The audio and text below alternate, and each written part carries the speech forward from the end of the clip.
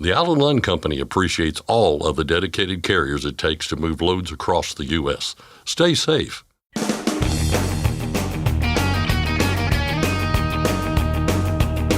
OOIDA, representing America's truckers since 1973, presents Landline Now with your host, Mark Redding. Cargo theft is a growing problem, and those thieves appear to be more brazen with every single theft. So how bad has the problem become, and what can truckers do to avoid becoming a victim? I'll talk with John Rigney of the Pennsylvania Motor Truck Association. Imagine that you reach into the mailbox at your home, and when you pull out those few envelopes, one of them has a return address that says IRS. Well, the IRS sends out all kinds of notices all the time, and not all of them are bad news. So what should you be on the lookout for? To get some insight, I'll talk with Shasta of MBA Tax and Bookkeeping Service. And finally, a law in Georgia that allowed people to sue a trucker's insurance company directly is now off the books. Scott Thompson discusses that, plus a new law that allows local idling rules in Colorado with our state legislative expert, Keith Goebel. But first, the news with Scott Thompson. Thanks, Mark. Check your electronic logging devices. The Federal Motor Carrier Safety Administration has removed 2 devices from its list of registered ELDs. They are Blue Star ELD and ELD Mandate Plus. FMCSA says both devices were removed effective Tuesday, May 21st, because they failed to meet minimum requirements. The agency sent out an industry-wide email to inform motor carriers of the move. Those operating with a revoked ELD must stop using it immediately and revert to paper logs or logging software to record required hours of service data. Those using a Blue Star ELD or ELD Mandate Plus device have until July 20th to replace it with the compliant model. In the meantime, safety officials are being told not to cite drivers using these revoked ELDs for no record of duty status or failing to use a registered ELD. Instead, safety officials are told to ask for the driver's paper logs or logging software, or to use the ELD display as a backup method to review the hours of service data.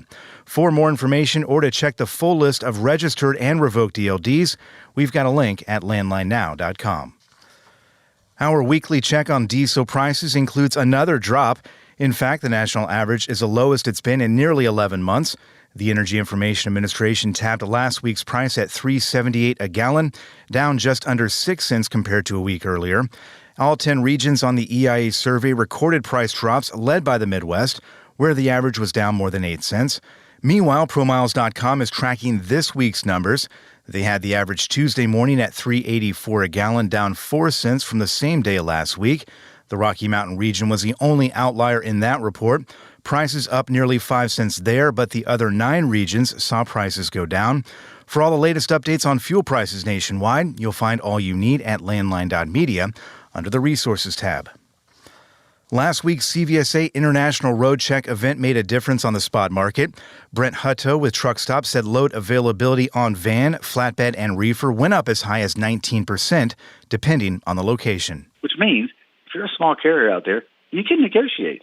All right, so it's not the numbers that I talk about. You say those are the numbers that are available publicly. That's not the negotiated rate, because the negotiated rate you can negotiate higher, especially if you've kind of done business with them before and they know your quality.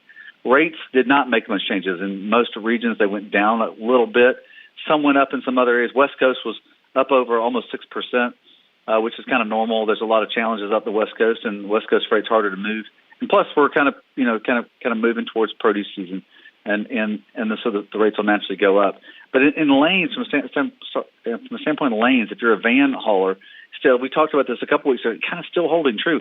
A lot of freight coming out of Texas. So if your business is struggling right now in the region that you're in, Texas is full of great freight. Whether it's Houston, Laredo, you had freight that went up 27, 26, 20% going up, and a lot of West Coast freight as well. If you're a van hauler, I know that's the predominance, Ashley, as we talk about. The predominance of the freight market is van freight. It's like 76 to 78% of the freight in America is van freight. Hutto said the overall rates with fuel increased more than 2 cents to $2.38. The 5-year average sits at $2.54. The Drug Enforcement Agency making it official, moving to reclassify marijuana as a less dangerous drug. The agency issued a notice of proposed rulemaking on Tuesday, starting a 60-day comment period that runs through July 22nd. That puts the wheels in motion for changing marijuana from a Schedule I drug, the most serious category, to a Schedule III drug, which is defined as having a moderate to low potential for dependence. The move is in response to a cultural and legal shift across the country. Recreational marijuana is now legal in 24 states, medical marijuana in 13, but recategorizing weed would not mean it's legal on a federal basis. Schedule III drugs are still controlled substances and subject to rules and regulations. As for the impact on trucking, that remains to be seen. Marijuana use is banned for truckers without exception, and professional drivers are routinely subjected to DOT drug and alcohol testing regulations. The Owner-Operator Independent Drivers Association, in a statement, said it is monitoring the situation, also noting the uncertainties surrounding it. A bill in both chambers of Congress that would streamline the security clearance process for many truck drivers is picking up steam. Senator John Bozeman of Arkansas is the fourth co-sponsor of the Transportation Security Screening Modernization Act in the Senate. The bipartisan bill is aimed at current TSA policies, which often require separate applications for required credentials, like the Transportation Worker Identification Credential and hazardous materials endorsements. That's despite TSA already conducting a security threat assessment for each of those programs. When introduced in March, the bill's sponsor, Senator Roger Wicker of Mississippi, said it would cut through red tape so workers can get back to moving goods across America, not wasting time and money. There's also a House version. It currently has 40 co-sponsors. Jennifer Homendy will stay in her post as chair of the National Transportation Safety Board. The Senate confirmed her reappointment last week with bipartisan support. Homendy has been chair of the NTSB since August of 2021. She was nominated for another 3-year term by President Biden in March. If you live or do business in New Jersey, the state wants to hear from you about truck parking. The state DOT launching 2 online surveys, one for short-haul drivers and one for long-haul drivers, both seeking feedback on how to improve truck parking in the Garden State as part of a broader study on the issue. Officials will take the responses and use them to develop solutions and policies on truck parking. And while both surveys are geared toward drivers, the New Jersey DOT says anyone involved in the trucking industry is welcome to participate. The survey is open now. It only takes a few minutes and responses are anonymous. You've got until June 16th to give your feedback. For a link, check out landlinenow.com. A group of Canadian truckers is pleading with officials in British Columbia to address the province's lack of truck parking. Members of the Canadian Trucking Association of BC held a rally near the Botello Bridge last week, noting the urgent need for an additional 2,000 truck parking spaces in Surrey and Langley and roughly 5,000 additional spaces needed in the Lower Mainland overall. In March, the Surrey City Council unanimously approved a $2 million plan that would add 150 truck parking spots at 4 designated lots across the city. At the time, the mayor of Surrey said it was a good start, but added the provincial government could be doing more to address the lack of available parking in the region, something that was echoed by other city officials. And finally, the Delaware State Police has launched a special unit dedicated to traffic enforcement. It's aptly named the Highway Safety Unit. It consists of 11 troopers. They'll be conducting high-visibility traffic enforcement on designated roadways. That include portions of Interstates 95, 495, and 295, along with the entirety of State Route 1. The goal is to cut down on crashes involving high speeds, aggressive driving, and other common factors. That's Landline Now News for today. I'm Scott Thompson. Thanks, Scott. Do you have a news tip? Maybe you have a comment about something you heard on the air. Email us at landlinenow@ooida.com.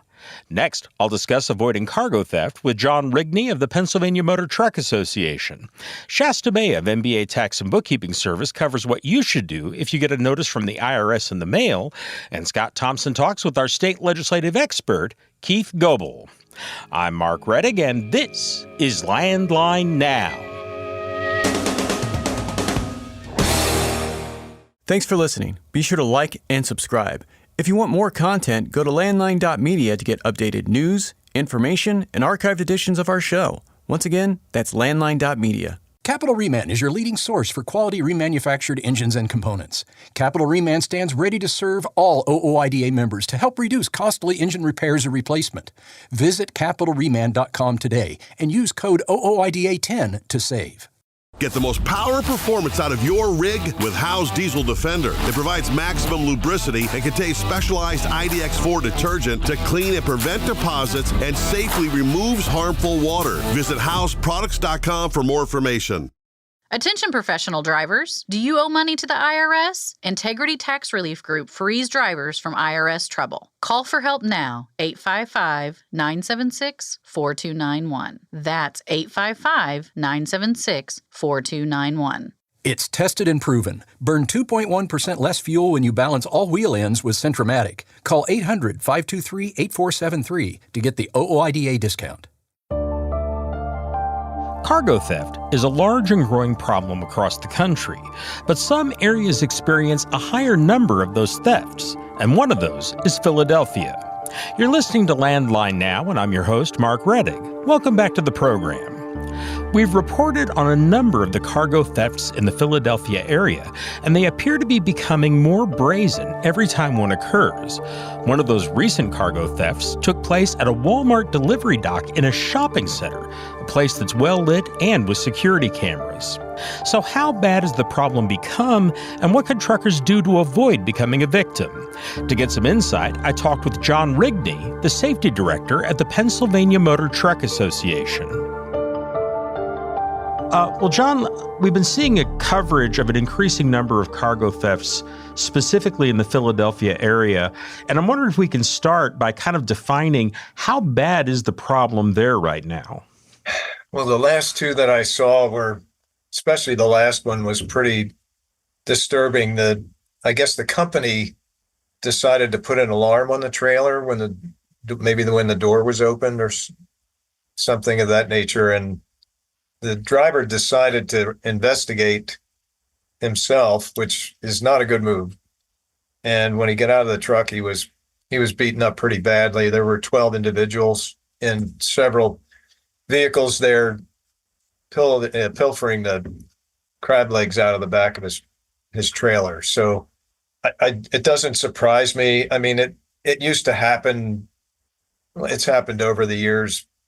Truckers would be stopped at traffic lights and they'd lose half a dozen turkeys out the back, that kind of thing. That's to be expected in a metropolitan area such as Philadelphia. Not to pick on them, but I grew up there, so I know the territory.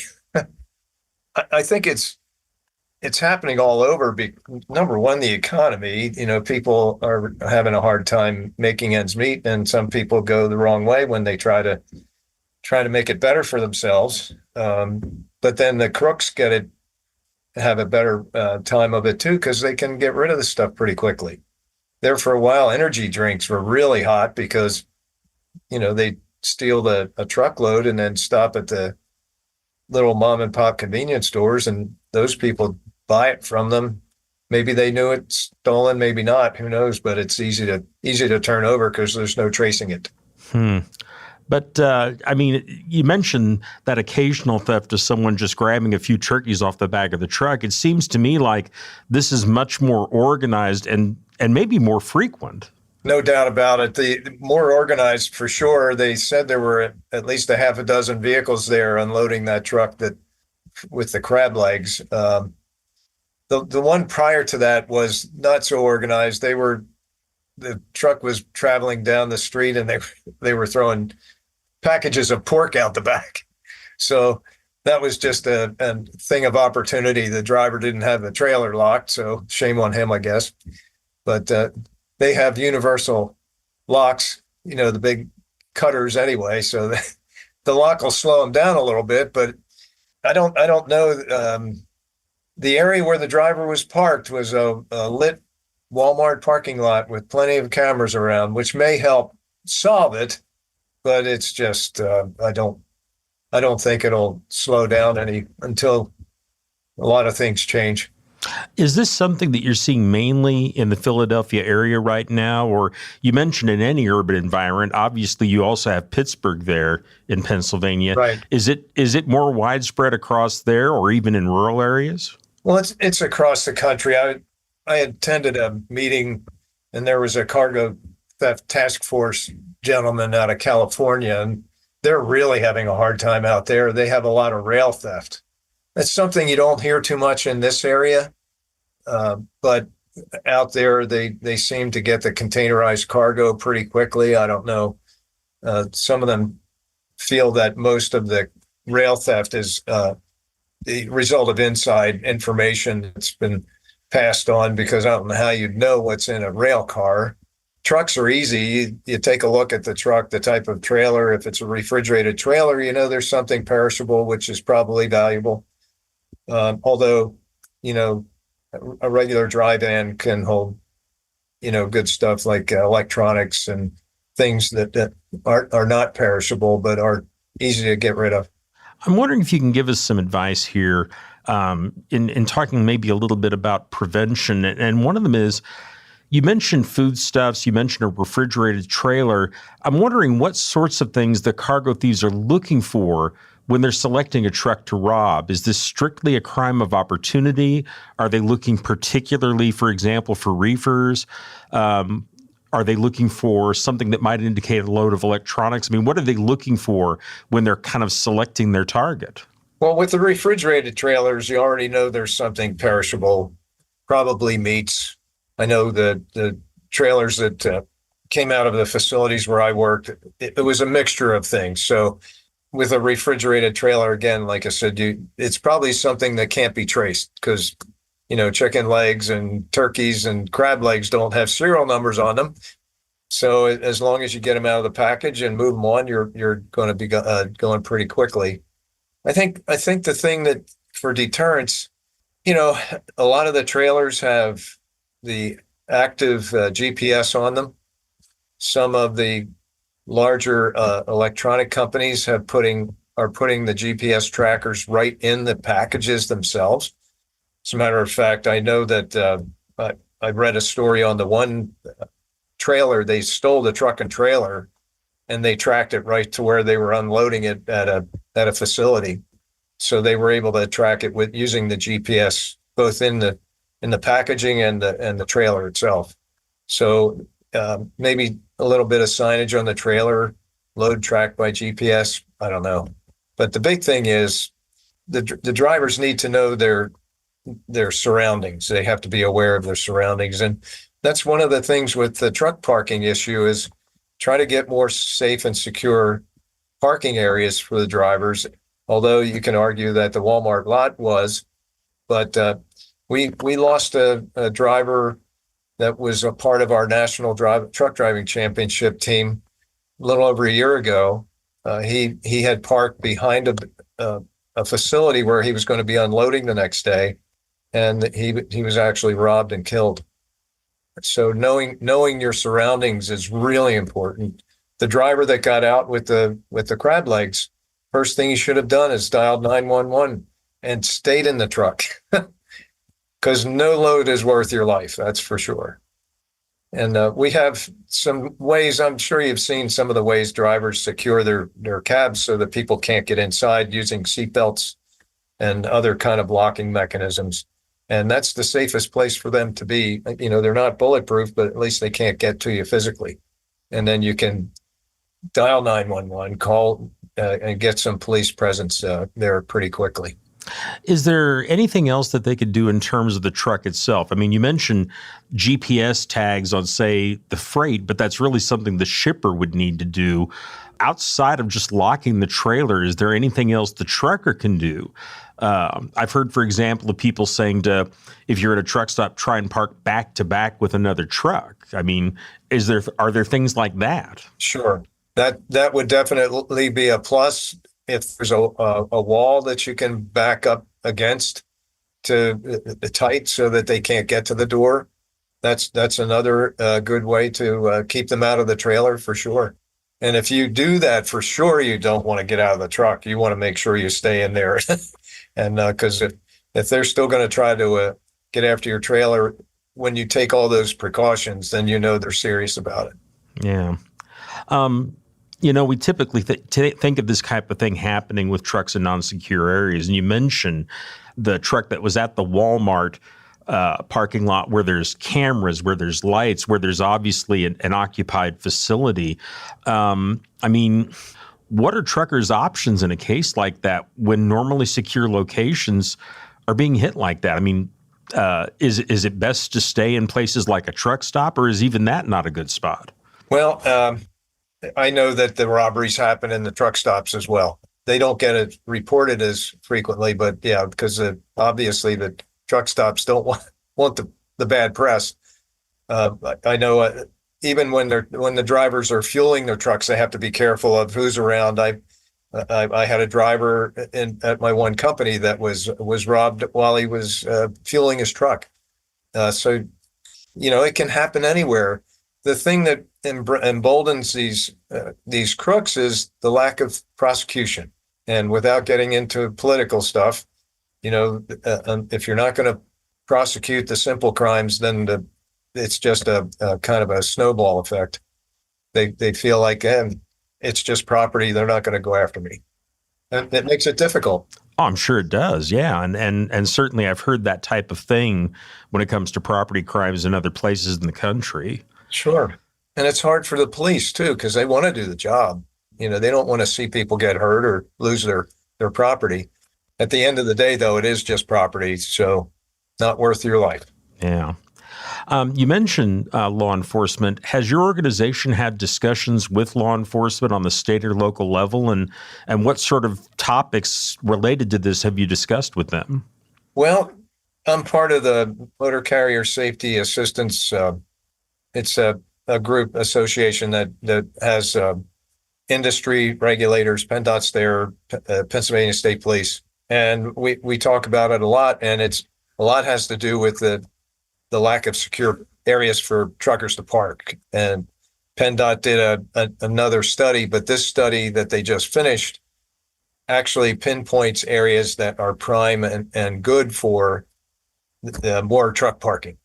And it's a double effect here. Not only will it be more secure for the drivers, but it will also cut down on the amount of time that they have to search for a secure place to park, because there's one spot for every 11 truckers now. And it makes it difficult. They have to stop earlier and they lose production. And then sometimes they can't go any further, and there is no safe place to go other than maybe the shoulder of the road, which is really not the best place. But so that's what has been our focus with State Police and PennDOT, is working with this parking issue.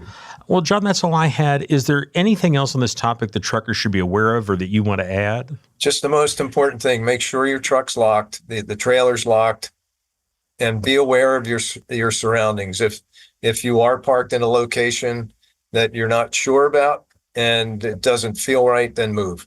You may be in violation of the hours of service rules, but you can always explain it if you're still with us. There you go. John, thank you very much for your time. I sure appreciate it. Not a problem. I hope it was helpful for you. That was John Rigney, the safety director of the Pennsylvania Motor Truck Association, talking about the cargo theft situation in the Philadelphia area and what truckers can do to protect themselves. You can learn more about the activities of the Pennsylvania Motor Truck Association at their website, pmta.org. You can also keep up on the latest news about cargo theft and other important trucking issues at the website landline.media. Again, that website is landline.media. That includes a recent report by Landline magazine staff writer Ryan Witkowski about cargo theft, including the first quarter supply chain risk analysis by CargoNet, a data and information sharing company that works with law enforcement and motor carriers to combat cargo theft. You can learn more about that topic at cargonet.com. And we'll have a direct link to Ryan's story and the CargoNet website on our website, landlinenow.com. Just click on the photo or headline at the top of the page, and you can find all the website links, email addresses, and phone numbers that we mention here on the show. Again, that's at our website, landlinenow.com. We'll be back in just a moment with more news and information. I'm Mark Reddick, and this is Landline Now.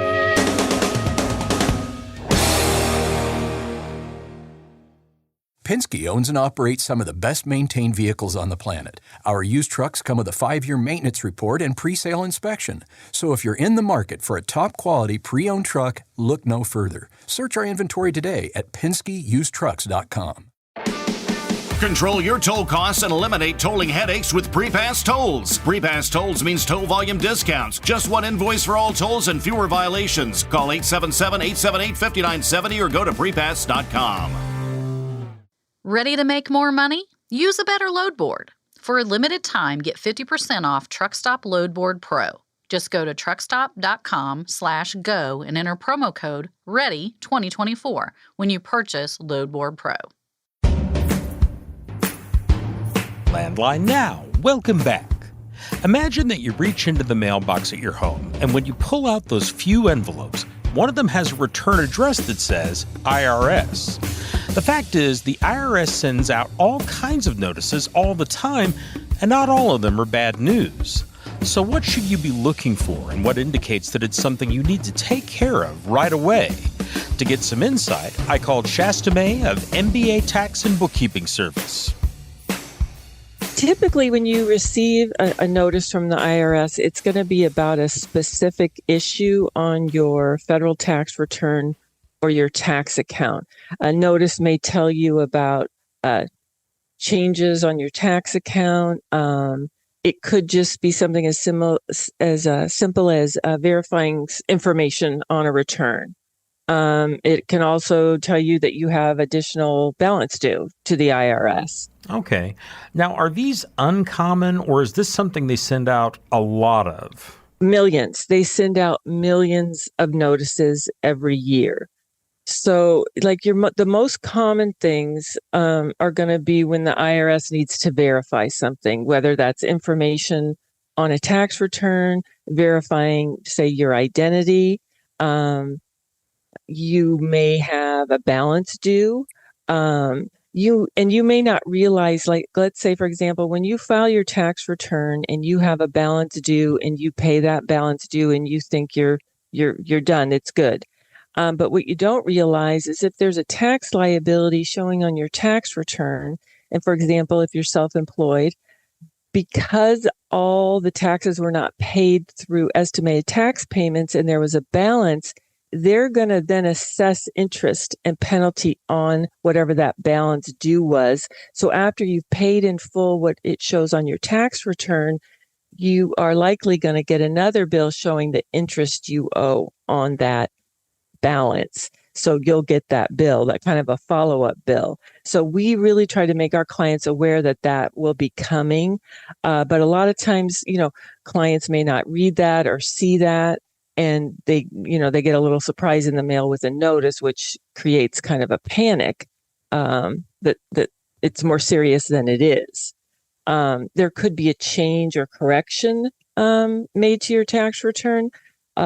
Most common with us is when a client tells us the estimated tax payments they made, and we report them as we've been told, but maybe one of the estimates was off $50 or $100 and it doesn't match. And then the IRS will send a notice saying, we're making a change. We're making this correction because you said this much was paid and we showed this much. Whether it's for you or against you, that change, remains to be seen until you get the notice. Sometimes it's just additional information is needed. Maybe there's a delay with a tax return and they're letting you know. The more scary things would be you have back years not filed and they want those tax returns filed.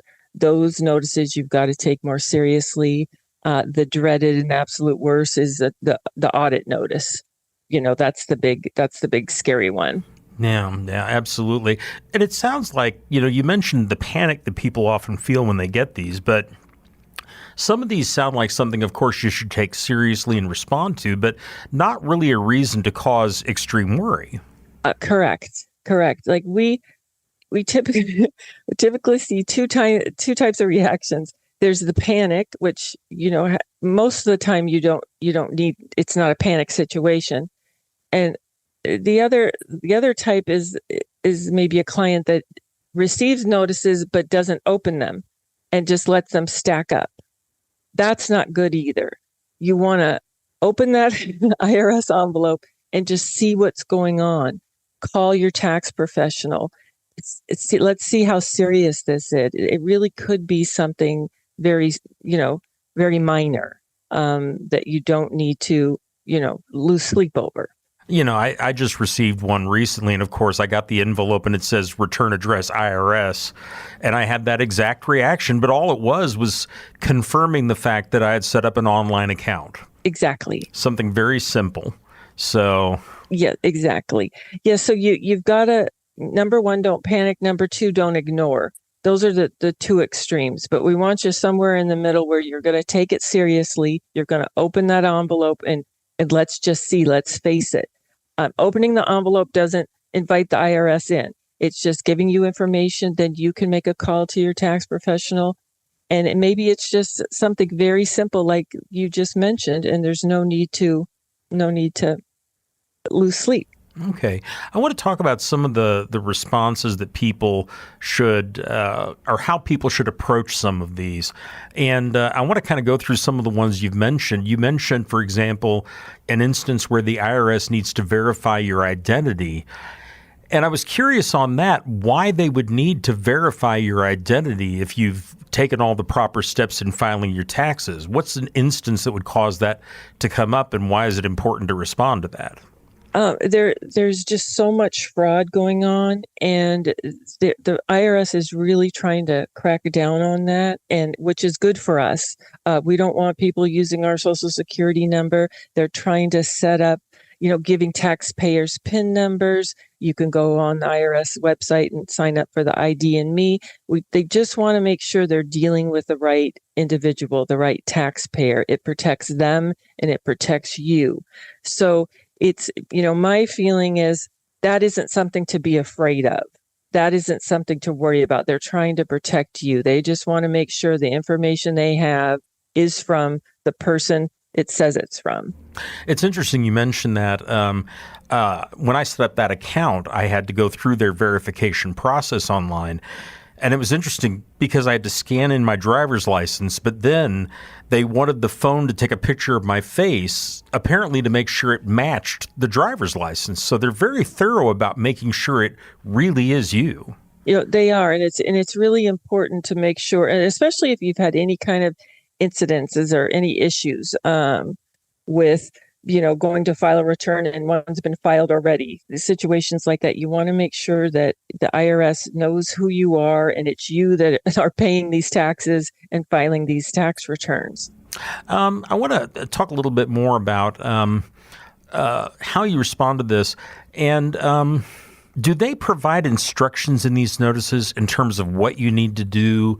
Do you have to call them and get those instructions? How do you proceed in terms of knowing what to do once you get one of these notices? The notices are very good usually about stating what the IRS is looking for. And they give you details within the notice typically. And if you agree with the notice, you usually don't need to reply unless it gives you other instructions that you need to, say, make a payment. Let's say you do not agree with the notice. It's important to respond in a timely manner. For example, we recently had a client who received a notice that they owed $52. The IRS said that they were short $50 from the estimates that they said they had made and was claimed on the tax return. But when in fact, our client has all the documentation showing that no, they were not $50 short. They have everything. And so in that case, we have the client, or the client can do it on their own, is get documentation of those, say, canceled checks, those payments. And then that is then sent in with a copy of the notice to the IRS saying, listen, nope, I think you're wrong. here's all my documentation proving I made every single payment and there is not a $50 shortage. So that, that's important. It's important that any information on the notice, it's going to give you what office it's coming out of, what they're saying is the issue, and how to respond to that issue, and typically a deadline to respond if you don't agree. So you want to really go through that notice or send a copy to your tax professional, and they can help guide you through what to do. Then you submit everything, and you've got to kind of allow at least 30 days for a response from the IRS. Always, when you send your supporting documents to the IRS, you always want to request a delivery confirmation when mailing to the IRS. Keep copies of everything that you send to them. Make sure you have a duplicate of everything going to them so that there's no discrepancies and you've got everything they have.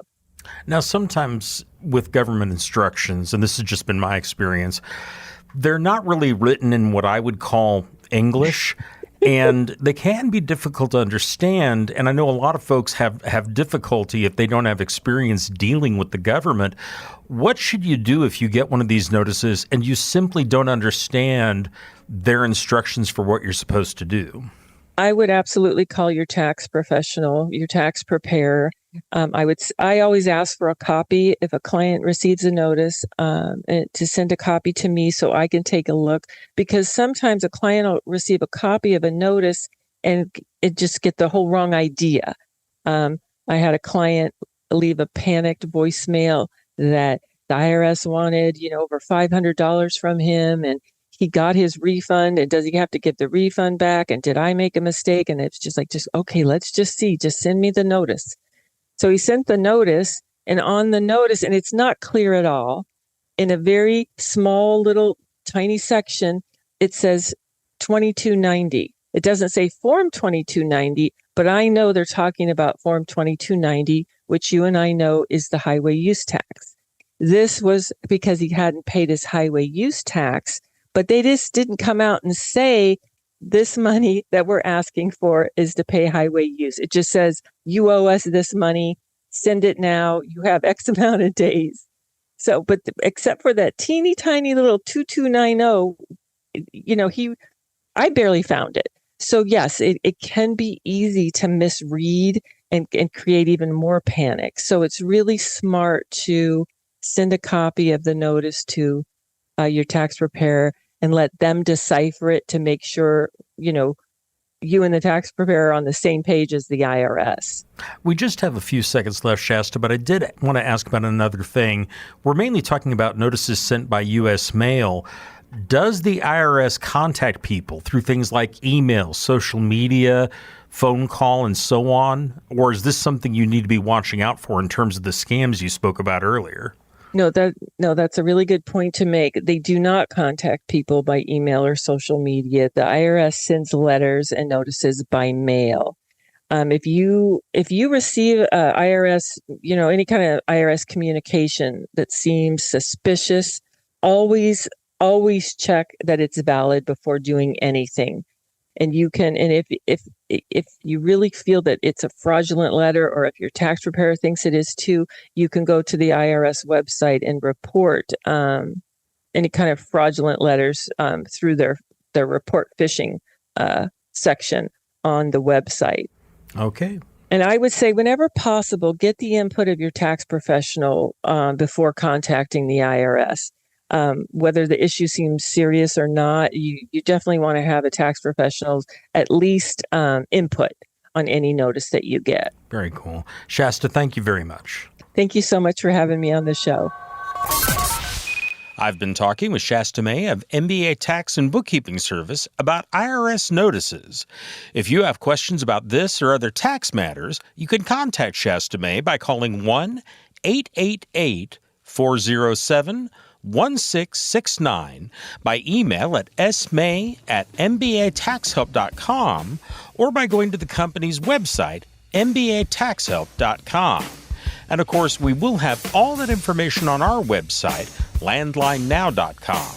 Just click on the photo or headline at the top of the page, and you'll find all the email addresses, website links, and phone numbers we mention on the show, plus links to related articles.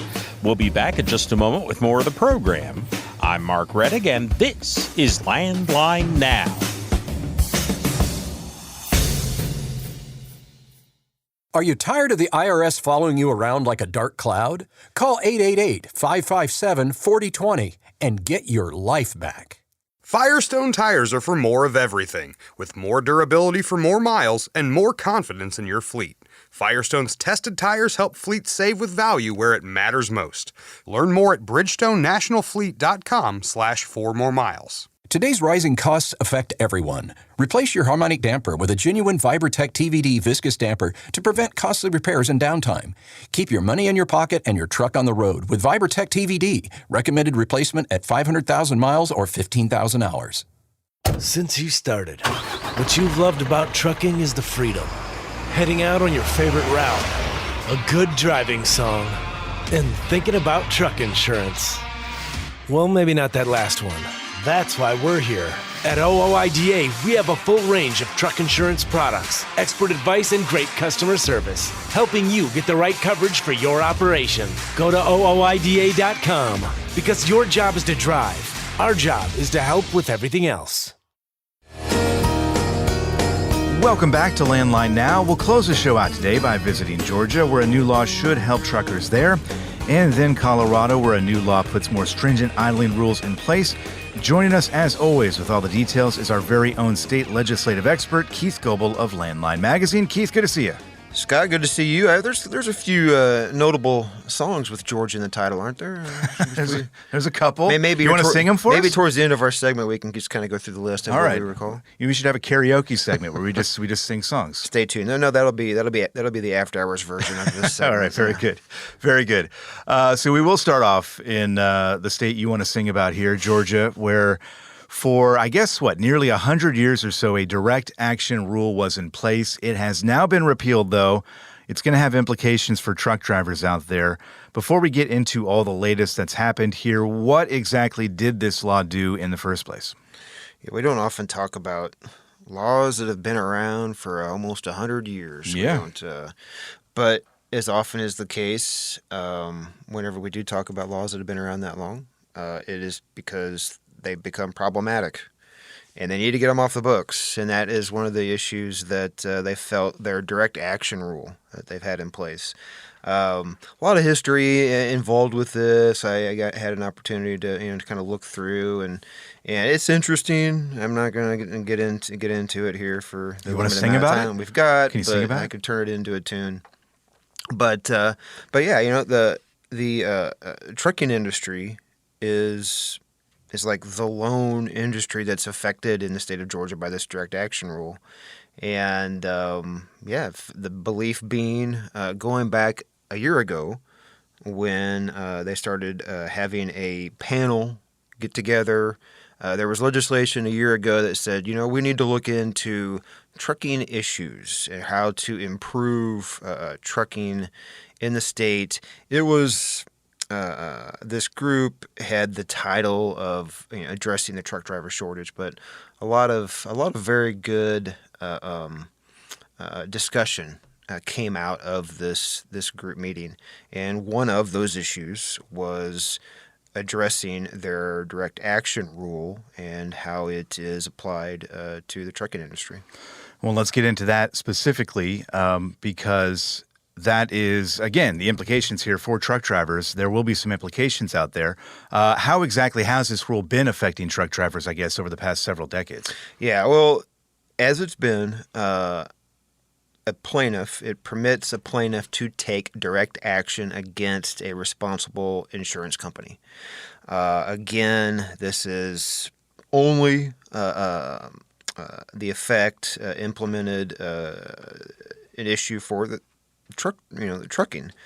So that was one of the things that they wanted to have brought up in legislation this year, and it's really about the lone recommendation that came out of that special legislative panel that we're talking about. Mm-hmm. It's the only thing really of substance that got to the State House and just, I say, zipped through the State House, made its way onto the governor's desk. It definitely helped. You had folks like the Georgia Insurance Commissioner who said that they needed to repeal the rule. It's getting to a point where it's causing a lot of issues for operations there in the state. It's becoming a competitive disadvantage for Georgia-based operations. And again, to improve the trucking industry there in the state, this was one of the points of emphasis that they said they needed to address. And fortunately, it wasn't a thing where you go to the State House with an issue and you just kind of get the ball rolling on that topic. And then maybe in a year or two, you build up enough momentum to where you can actually get something changed. Fortunately, they seemed to, they had the administration support and folks there in the State House that said, you know what, yeah, let's do this. We got to get this done. It's something that is well past its time. Yeah, and Georgia has been pretty active with issues related to the industry in recent years, I guess it's been, right? I know there was a panel a while ago that was looking into these issues. I'm not sure if this is the same one as that, but they have been very active in talking about these things. I know they've kind of used the quote-unquote truck driver shortage as a springboard for some of these issues, but, they will end up helping a lot of people out there by the things they're doing. And calling it a truck driver shortage, I mean, it puts a label on it. I mean, there were multiple recommendations. Like, well, it doesn't really have anything to do with a truck driver shortage, but if you want, that's what you want to call the group. That's great, as long as you start making some improvements that benefit the industry. Now, it is worth pointing out one of the, I guess you could say, a concession to get that revision to their direct action law. Get it approved is there are a couple of exceptions that would still apply to their existing direct action law.